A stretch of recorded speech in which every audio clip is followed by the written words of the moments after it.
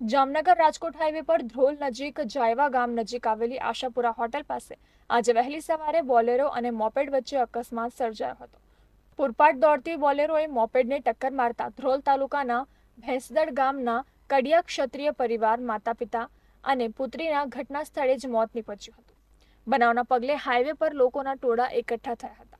ભેગા થયેલા લોકોએ જાણ કરતા 108 એમ્બ્યુલન્સ અને પોલીસ કાફલો ઘટના સ્થળે પહોંચ્યો હતો.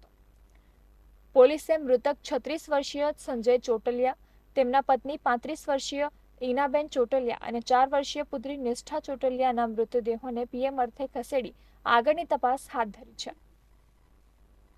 તો બીજી તરફ અમરેલી જિલ્લામાં વડિયાના ઢુંઢિયાપીડિયા ગામ અને સાકરોડા ગામના એક જ પરિવારના લોકો બોલેરો પિકઅપ વાહન લઈને ધારી નજીક આવેલ ગળધરા ખોડિયાર માતાજીના મંદિરે લાપસી કરવા જતા હતા. આ દરમિયાન બગસરા તાલુકાના ડહાળા ગામ નજીક ચાલકે સ્ટેરિંગ પરથી કાબુ ગુમાવી દેતા બોલેરો પલટી મારતા એક સાથે 16 વ્યક્તિઓને ઈજા થઈ હતી, જેમાં 40 વર્ષીય વિજયાબેનનું ઘટના સ્થળે મોત નીપજ્યું હતું. અકસ્માત સમયે થોડીવાર વાહનમાં સવાર લોકોએ રાડારાડ બોલાવી હતી, જેમાં 10 જેટલા લોકોને વધુ ઈજાઓ થઈ હતી અને 6 લોકોને સામાન્ય ઈજાઓ જોવા મળી હતી, જેઓને તાત્કાલિક અમરેલી હોસ્પિટલમાં સારવાર અર્થે ખસેડવામાં આવ્યા હતા.